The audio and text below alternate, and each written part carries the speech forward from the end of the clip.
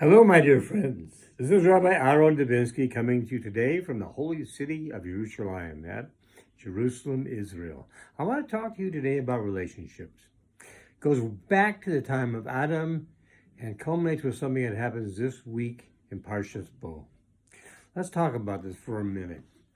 When Hashem made Adam, he made one man. He didn't make five. Could have made 10. Could have made 100 or 1,000 or 1,000,000. But he made one. Why?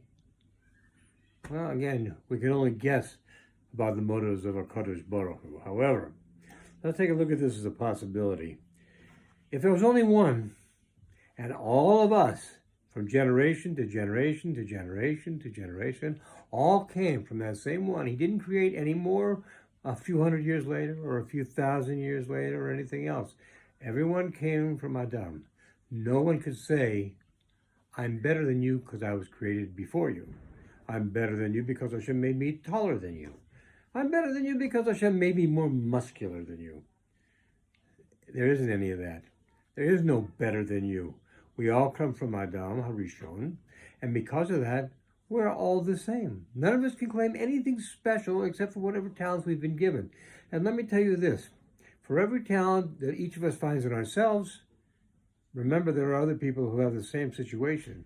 They see talents in themselves as well. So because of that, it doesn't make anybody better than anybody else. That would be egotistical. We don't want to be egotistical. What we want to be is we want to have self-worth. We want to know that we're worth something, and we are. We all have special talents that we can use for whatever purpose Hashem put us here on this earth. So if we find ours, we can be much more effective in doing what we do. So here's how it goes. That's the beginning at Adam. So Hashem comes to Moshe Rabbeinu and he says to him, I want you to go to Egypt. And he talks to him out of the burning bush. You're standing on hollow ground. I want you to go to Egypt. So please do this for me. And Moshe says, you don't want me. I don't talk good. I don't talk well at all. I have a heavy mouth. I have a heavy tongue. I can't talk well. Hashem says, take your brother Aharon with you. This in itself is another story of a relationship. Aharon was his older brother. You'd think he might be jealous that his younger brother is going to get all the accolades that go with being the person who was responsible for bringing the children of Israel out of Egypt. No. He was just glad to see his brother. That's a relationship. And that's a relationship you can build on because there's no jealousy in it. There's no way of, I'm better than you because, no. Moshe had the job. Aharon had the job to help him. And he was more than happy to do that. Why? Because he had a good relationship with him. Why? Because he had a good relationship with himself. You know, there's an old saying, it says, you can't learn to love somebody else until you've learned to love yourself. Again, not in an egocentric way, but in a way that you realize that you are one of God's children. We talk about our kids and our grandkids, but let's be real honest about the whole thing. The fact is, our grandkids are Hashem's kids. Our kids are Hashem's kids. Our parents were Hashem's kids. All the way back to Adam. We're all Hashem's kids. But we get the privilege of raising our own children. The children that have been put in our custody. The grandchildren that have been put into our custody. That is the honor we get. That is the pleasure we get. That's a great relationship. Something we can be proud of because we can see what we're doing, what we're trying to do. I can still remember when my kids were little, and I'd say something that they didn't like. I'd say, we're not going to the fair. We're not going to the park. We're not going to do this. And then again, they'd say something, like, I hate you, I hate you, I hate you.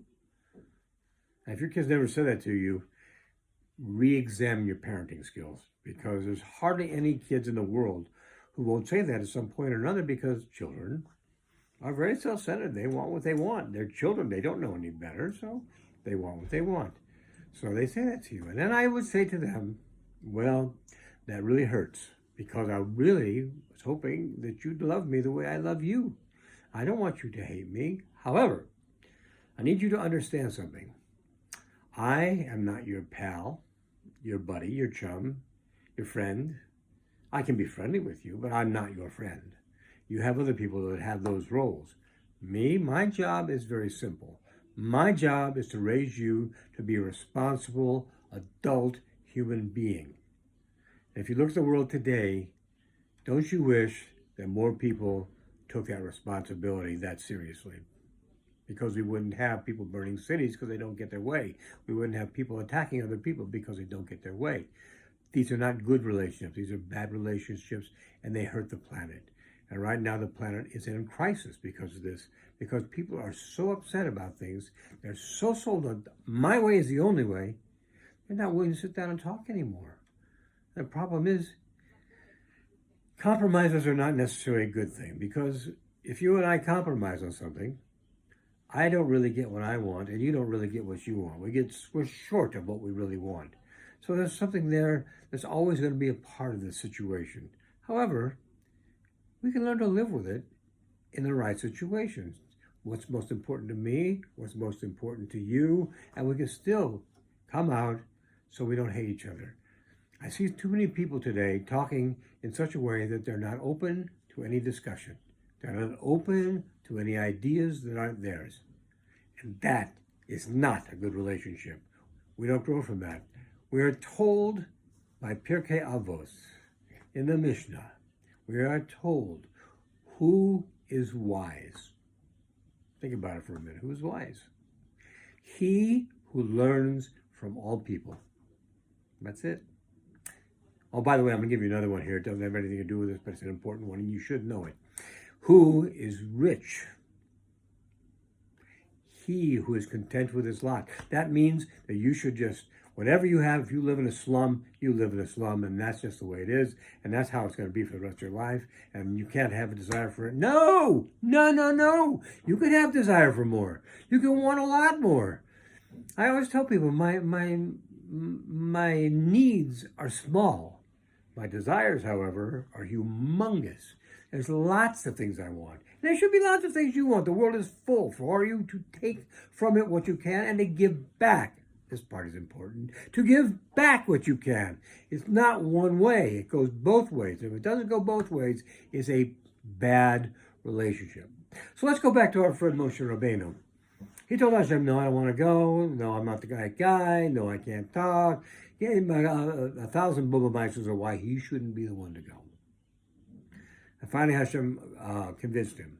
So he goes, and he goes to Pharaoh, and he says, let my people go.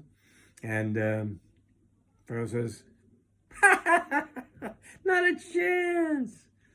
And so Moshe leaves, and Pharaoh says to the people who are building his pyramids and building his cities of Pitom and Ramses, he says to them, you know the straw that I gave you to make the bricks with? We talked about this last week for a second. I'm not giving you a straw anymore. You need to go get your own. Oh, by the way, just so you know, that doesn't mean you can make less bricks. You still have to make the same tally of bricks as you made before, but now you got to go get your own straw. And Moshe goes to Hashem, why did you do this? You sent me to benefit these people, and look what's happened to them. This doesn't benefit them. It makes their life even harder. So it's a test. Then you have Moshe Rabbeinu comes with each of the ensuing plagues.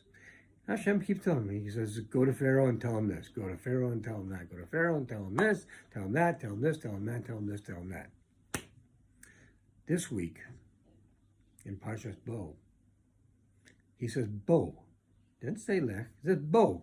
Says, come with me. It's a different relationship.